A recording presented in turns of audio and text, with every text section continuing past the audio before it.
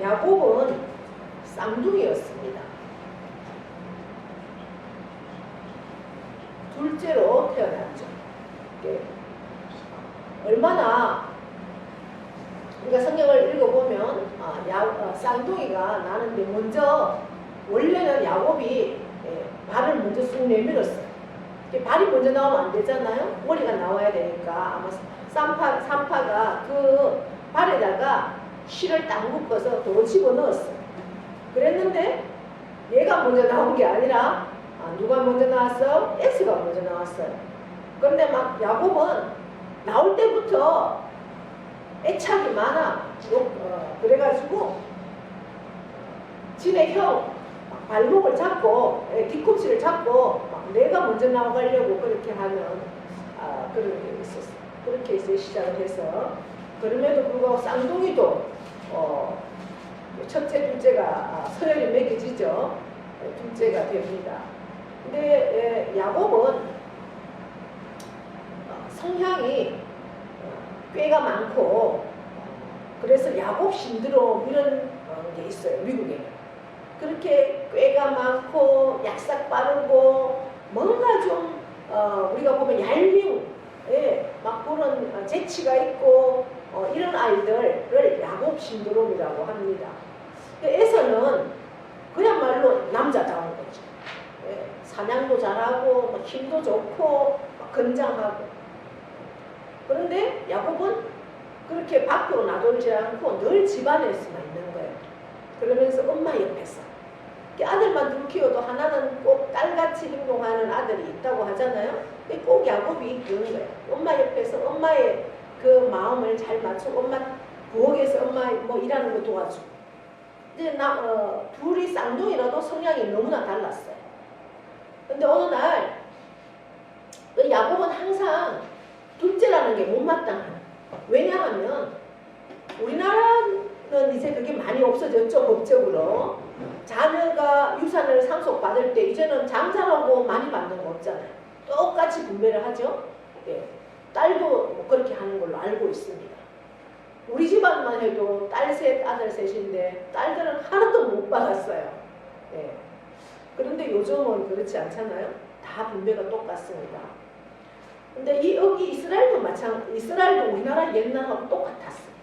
장자에게 축복이 다 가는 거예요. 그만큼 장자를 그래서 하나님은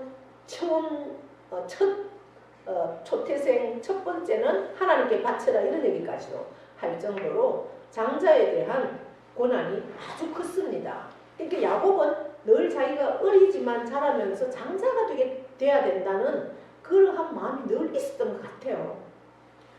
이제 에서는 그런 것도 없어. 그냥 욕심도 없고 그냥 밥 먹고 나면 막 사냥 가고 남자처럼 그렇게 사는 거야. 계산도 없고. 어느 날 에서가 형이 사냥을 하고 왔어요. 배가 너무 고픈 거야. 근데 이제 야곱은 엄마 옆에서 팥죽을 끓이고 있었어. 팥죽을 끓이고 있는데 저기서 들어오니까 냄새가 얼마나 맛있는 냄새가 나겠어요. 배는 고픈데 빨리 저 팥죽을 먹어야 되겠다. 팥죽을 달라고 하니까 이 야곱이 얼마나 꾀가 많은지. 형 장자권을 나한테 팔면 내 팥죽 줄게 이렇게 얘기하는 거야. 이 에서는 계산도 없는 놈이 팔면 안 되는 것도 모르고 좋아 그 배고픈데 장자가 뭐 소용있어 알았어 하고 이제 팥죽 한 그릇에 장자의 권한을 팔았어요. 뭐 그렇게 판다고 팔리는 건 아니지만 어쨌든 그렇게 됐어요. 그리고 어느 날 이제 이삭이 아버지가 눈이 너무 어두워서 아들이 누군지도 몰라. 소리만 듣는 거예요. 소리만 겨우 만져보고 이제 아들인지 알고 냄새 맡아보고 알고 이런 상황까지 됐어요. 에서가 쫓겨나고 사냥을 하러 가고 집에 없어.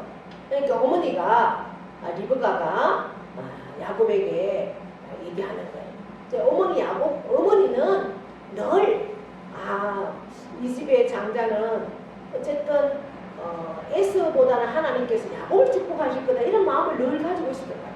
기도하는 어머니들은 그 영적인 어머니는 영의 분별력이 있습니다. 그래서 육적인 것과 영적인 것을 늘 분별을 합니다. 그래서 길을 잘 세워주죠.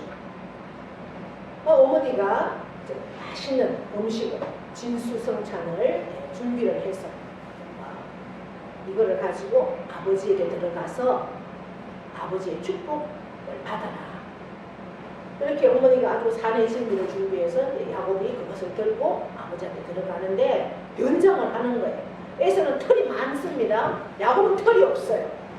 그래서 머리도 이런데도 털을 변장을 해서 에서처럼 만들고 목소리도 에서 비슷하게 해서 들어가서 이상하네, 야곱 같은데 막 이렇게 이제 아버지가 아니에요, 만져보세요 막 이러면서 그래 야곱 에서 같긴 하네 이러면서 이제 막 맛있다 이렇게 아버지 드세요 막 맛있게 음식을 드리고 막 배를 푸짐하게 만들어 놓으니까 얼마나 아버지가 기뻤겠어요. 그런 상태에서 아버지 이제 저에게 축복해 주세요. 아버지가 막 축복 기도를 하는 거예요. 야곱은 이제 그 축복 기도를 다 받고 그야말로 이제 하나님의 대리자 아버지한테 그 축복 기도를 받고 이제 야곱은 그야말로 그 가정의 장자가 되는 겁니다. 이제 그 소식을 에서가 듣고 그때 이제 눈이 뒤집어지는 거죠. 그때서야 정신을 차리고 이미 다 물 건너간 상태예요. 그때 이제 이삭도 물론 그 사실을 뒤늦게 알게 됐죠, 아버지가. 그래서 결국 어떻게 합니까? 이 아들을 이곳에서는 이제 살 수가 없어요. 왜? 잘못하면 에서한테 죽임을 당할 수밖에 없는. 그래서 아버지가 이 야곱을 집을 떠나게 합니다. 그래서 어디로 떠나게 하느냐? 외삼촌집, 외갓집. 우리가 지난 시간에 이삭의 아내의 감을 어디에 가서 구하라고 합니까? 가나안 이 땅에서 구하지 말고 아브라함이 나의 고향에 가서 그 종을 보내면서 나의 고향 하란 바단 아람에 가서 신부감을 내 아들 이삭의 신부감을 구해오느라 이렇게 해서 말 10필에다가 보화를 채워서 그렇게 보내죠. 그 길이 얼마나 걸린다고 했어요? 800km. 똑같은 곳을 이 야곱이 가는 거예요. 800km는 낙타 걸음으로 한 달을 가야 된대.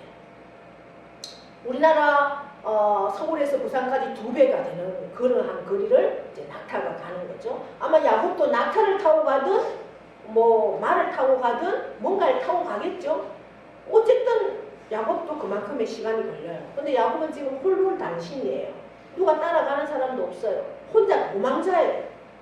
이제 아버지가 보내고 그러면서 여기에서도 또 야곱에게 또 결혼 얘기를 해요. 이삭이. 너는 이 가나안에서 신부를 맞이하지 말고 반드시 그 바단 아람에서 외삼촌 때 그쪽에 가서 신부감을 맞이해라. 이렇게 얘기를 합니다. 우리가 이제 읽진 않았지만 이 앞에 다 있는 내용이에요. 그리고 이제 야곱은 홀로 길을 떠납니다. 개나리 벗짐 하나 싸서 급하게 왜? 형한테 이제 죽임을 당할 수도 있으니까. 그렇게 이제 가는데 홀로 이제 그 광야길을 가다가 밤이 되죠. 밤이 안 될 수 없잖아요. 밤이 됐어요. 어딘가에서 이제 자야 돼요. 그 뭐 광야길에 강도도 만날 수가 있고 사나운 짐승들도 만날 수가 있는 그러한 길이지만 이제 자기의 생명을 부지하기 위해서 이제 갑니다. 가다가 밤이 되어서 잘만한 장소를 이렇게 찾았어요. 뭔가 조금 잘만한 장소가 있어서 거기에 이제 앉아서 잠을 자려고 하니까 얼마나 자기 신세가 참 외롭고 두렵고 지금부터도 힘들지만 앞날도 내가 어떻게 될까. 이제 나는 우리 아버지가 거부인데 그 재산 하나도 못 받고 그냥 나는 빈손 들고 이렇게 개나리 보찜 하나 들고 가는데 내 앞날이 어떻게 될까? 이제 막막한 거죠. 그렇게 이제 광야에서 들판에서 하룻밤을 잡니다. 그 주위에 둘러보니까 돌이 하나 있어서 그 돌을 베개 삼아서 아마 쪽잠을 자겠죠. 뭐 다리를 펴겠습니까? 정말 하늘을 지붕 삼아 이슬을 맞으면서 이스라엘은 또 이슬이 굉장히 많이 내리거든요. 밤에는 이슬이 내리고는 그런 곳에서 잠을 잡니다. 아마 무섭고 두려웠을 거예요. 야곱은 어쨌든 뭐 사기를 쳐서 형의 장자권도 뺏고 아버지한테도 사기를 친 거잖아요. 그죠? 네, 인간적으로 보면 굉장히 교활하죠. 아버지 밑에 있을 때는 하나님을 다 알았어요. 야곱도 몰란 게 아니에요. 아브라함, 할아버지, 또 이삭 얼마나 믿음이 좋았어요. 이삭은 순종하고 정말 하나님 앞에 그렇게 믿음으로 살았던 할아버지, 아버지의 믿음을 다 봤어요. 그런데도 그 포시랍게 아버지 밑에 모든 것을 다 가지고 있을 때는 야곱은 하나님을 직접 개인적으로 인격적으로 만나지는 못했어. 그렇기 때문에 자기가 계속해서 어떻게 해요? 자기의 생각대로 세상을 살아가고자 하는 그러한 욕망이 많았던 야곱이죠. 근데 이 밤에 어떤 일이 일어났습니까? 갑자기 꿈에 계단이 쫙 하실 그 하나님이 과연 여기에 계셨구나. 내가 집에 있을 때 어머니 품에 있을 때도 하나님이 계셨는데 나는 그때는 하나님을 알려고도 생각 안 하고 하나님이 나에게 아무리 찾아오셔도 만날 생각도 안 했는데 과연 하나님이 여기 계시구나. 네. 그러면서 하나님을 찬양하면서 이에 두려워하여 두렵도다. 여러분 두렵도다 여기서는 말하는 두렵도다는 막 두려워서 뜨는 게 아니에요.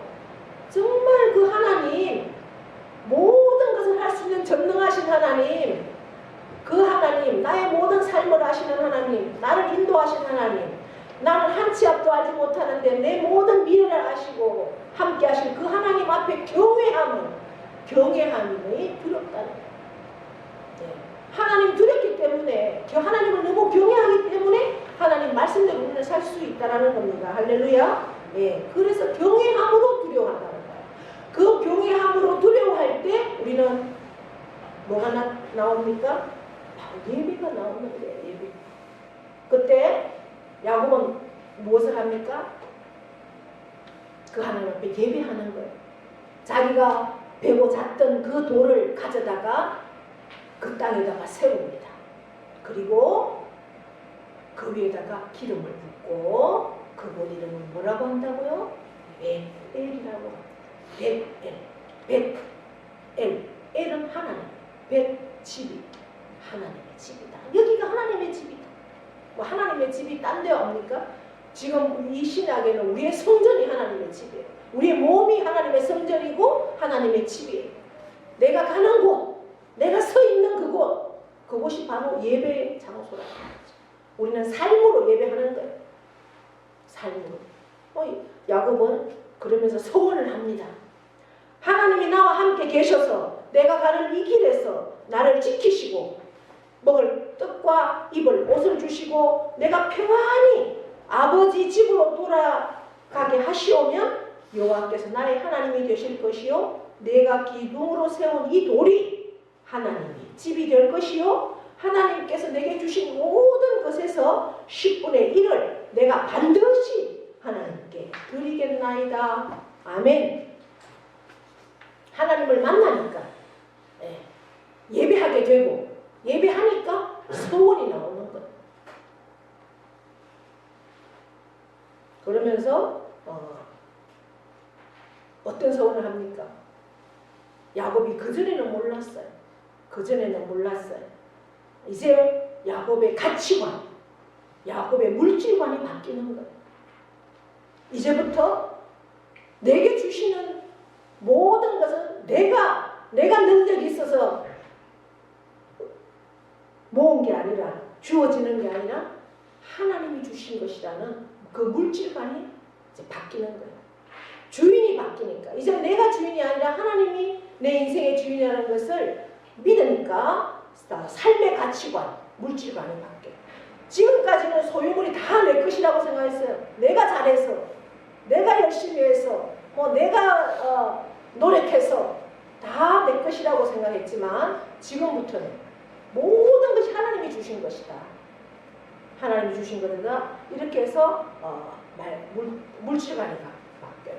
그래서 그 사인으로 내 가치관, 물질관이 바뀌니까 그 사인으로 야곱이 무엇을 고백합니까? 그래, 하나님이 주셨다. 이 모든 것을 하나님이 주셨다. 그러면 나는 무엇을 하겠다? 11조를 드리겠다. 반드시 이 소원을 하는 겁니다. 11조는 뭡니까? 이 모든 것을 하나님이 내게 주셨다라는 신앙 고백입니다. 믿음의 고백입니다. 아직도 내가 11조를 하지 못한다? 그러면 아직도 나는 그 믿음이 되지 않고 이 모든 것이 내가 하는 것이지 하나님이 주신 것이다라는 고백이 아직도 안 나온다라는 거죠. 이 모든 삶의 모든 것이 하나님께서 내게 주셨다라는 물질관이 내게 있다면 반드시 11조를 드릴 수밖에 없습니다. 내 것으로 생각하면 절대 못합니다. 내 것이니까 얼마나 아까워요. 제가 어제 이렇게 몇 년 전에 이렇게 신앙생활을 한 분이 정말 하나님 만나서 이렇게 여러 가지 결단을 하고 하나님 은혜로 살면서 뭐 철저하게 신앙생활을 하는데 또 일을 하다가 오토바이 넘어져서 이제 다리를 다쳐서 병원에 입원해야 된다. 그런데 이제 어떤 고백을 하느냐. 요새 경기가 너무 안 좋아서 근데 주일에 이제 퀵 서비스를 한대요. 근데 다른 평일보다 주일 그 시간이 요 11시 요 시간이 서울에는 배달이 많대요. 그러니까 이 사람이 뭐예요? 주일 예배 안 드리고 이제 퀵 서비스 하는 거야. 그런데 몇 번을 넘어졌는데 안 다쳐서 감사해요. 그러더니 이제 다쳤대요. 그럼 자기가 그러면서 이제 깨닫는 게 있겠죠. 깨닫는 게 있겠죠. 그러면서 자기가 신앙생활 한 지가 몇 년 안 됐어요. 한 4년 이렇게밖에 안 됐는데 철저하게 신앙생활 해요. 그 부인도 그러고 이분도 그렇게 하려고 했었는데 이제 생활이 아마 그렇게 만들었던 것 같아요. 그러면서 예전에 자기가 하나님을 알지 못할 때는 내 미래가 걱정되니까 무조건 막 보험은 그렇게 많이 들어갔다는 거야. 한 달에 보험료만 해도 어마어마하대요. 왜? 내 미래가 걱정이 되니까 무조건 보험을 든다는 거야. 근데 하나님을 만나고 보니까 그럴 필요가 없다는 거지. 그냥 정말 보험은 하나 정도만 있으면 맞다. 내 한 치 앞도 알지 못하는 내 인생을 하나님이 책임졌는데 내가 무슨 내 미래를 걱정하면서 그 보험이 필요하냐. 그건 하나님을 몰랐을 때 얘기다. 그런 고백을 제가 들었습니다. 이제 이때부터 그 하나님 앞에 경외함으로 두려워함으로 하나님을 두려워하면 말씀대로 살지 않을 수가 없잖아요. 하나님이 두려우니까. 네. 그렇게 해서 예배를 드리고 하나님 앞에 서역을 하고 그렇게 하니까 그때부터 그 인생을 하나님이 간섭하기 시작하는 거예요. 간섭하기. 피할 길을 열어주시고 저주하는 자에게 저주하게 하고 축복하는 자에게 축복하고. 시간이 조금 됐지만 손윤보 목사님 저희가 함께 많이 이렇게 말씀을 나눴었잖아요. 손윤보 목사님에 대해서. 그분은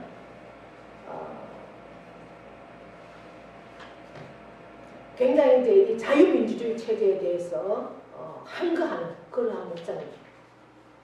부산의 세계로 교회라고 아주 대형 교회를 하면서 또 아이들도 정말 제일 자유민주주의 체제로 아이들을 양육시키기 위해서 학교를 세우고 그렇게 하는데 코로나 때도 한 번도 예배를 안 드린 적이 없어요.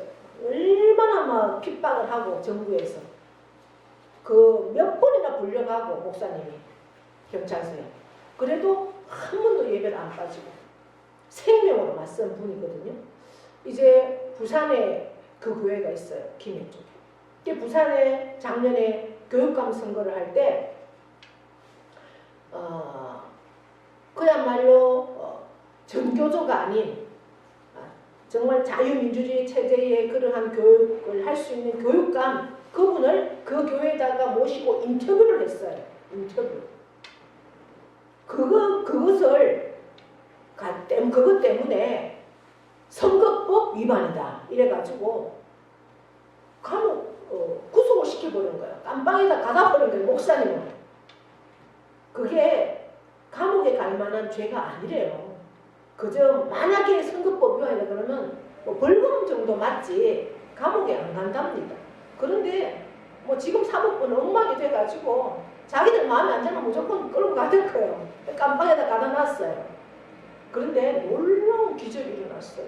깜빵 1년을 구형을 때렸는데 뭐 미국에서 어떻게 백악관에서 트럼프가 이 사실을 알고 2번이나 이 집의 아들 둘을 백악관에서 불렀대요. 이 집의 아들만 둘이거든요. 손흥호 목사님 아들. 2번이나 가서 도대체 어떠한 상황인가.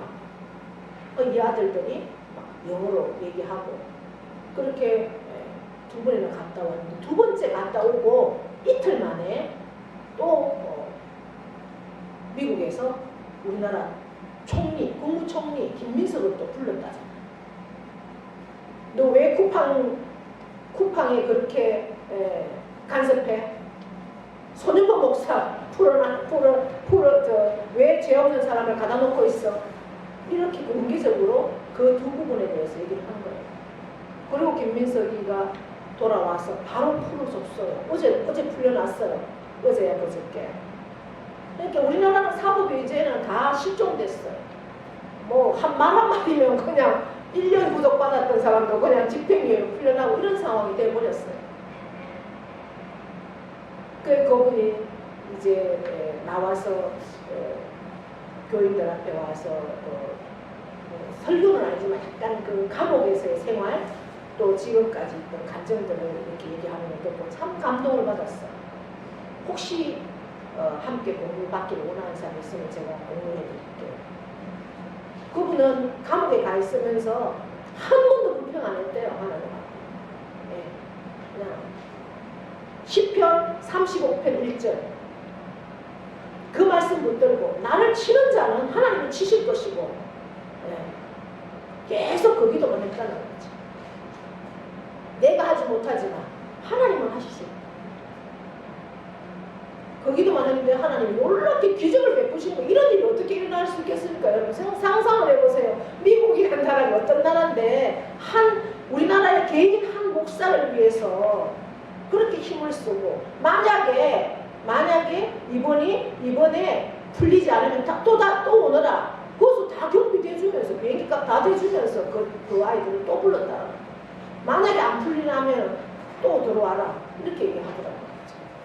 그래 이러한 일이 어떻게 있을 수가 있겠느냐. 이건 정말 하나님은 살아계셔요. 여러분 이왕 예수 믿는 거 한번 이렇게 멋지게 믿어보자고요. 내 생명을 걸면 하나님이 대신 싸워주셔요. 할렐루야. 네. 그래서 우리가 정말 철저하게 하나님 말씀대로 살면 하나님은 우리 모든 인생을 간섭하셔요. 간섭. 여러분 그거 한번 재미를 느껴보시면서 사시라고요. 하나님을 만날 수 있는 저와 여러분 되기를 바랍니다. 하나님의 음성을 듣기를 사모하십시오. 내 몸으로 내 삶으로 하나님께 드리는 그러한 축복이 있을 때 정말 아브라함과 이삭과 야곱의 하나님이 저와 여러분의 하나님이 될 줄 믿습니다. 아멘. 하나님 아버지 감사합니다. 오늘도 우리에게 복된 자리에 함께 하시고 귀한 말씀 주셨습니다. 이 말씀 붙들고 이 말씀을 생명으로 아버지 하나님 앞에 올려드리며 살겠습니다. 주님 나를 만나 주시옵소서. 내게 음성 들려 주시옵소서. 나의 삶이 오직 하나님만을 영광하며 경외하며 하나님을 두려워함으로 예배하게 하시고 아버지 하나님 참으로 하나님 앞에 서원한 말씀 앞에 생명으로 생명으로 서는, 그래야 하나님의 간섭을 날마다 경험하는 우리의 삶이 되도록 은혜 베풀어 주시옵소서. 감사드립니다. 예수님의 이름으로 기도드리옵나이다. 아멘. 이제는 우리 주 예수 그리스도의 은혜와 하나님 아버지의 크고도 영원하신 사랑하심과 성령님의 교통 위로하심의 역사가 오늘 야곱을 만나주신 하나님 우리를 만나 주시옵소서. 하나님의 음성을 듣게 하여 주시옵소서.